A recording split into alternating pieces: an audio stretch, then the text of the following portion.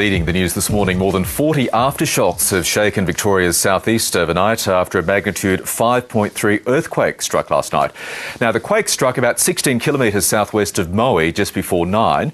There have been no reports so far of major damage, but residents report shaking buildings and cracks in walls and ceilings.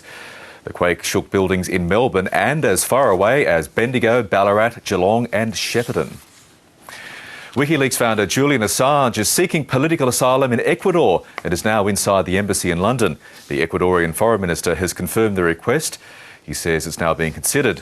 Last week, Britain's Supreme Court rejected a bid by Mr Assange to reopen his appeal against an extradition order to Sweden.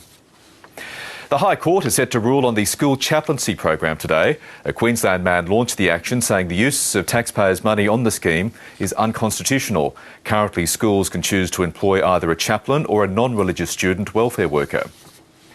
The G20 talks in Mexico are about to conclude after a day of tense words about Europe's debt crisis. The final communique is expected to focus on job creation and government spending. And striking coal miners in Spain have fired homemade rockets and slingshots to drive police out of their town.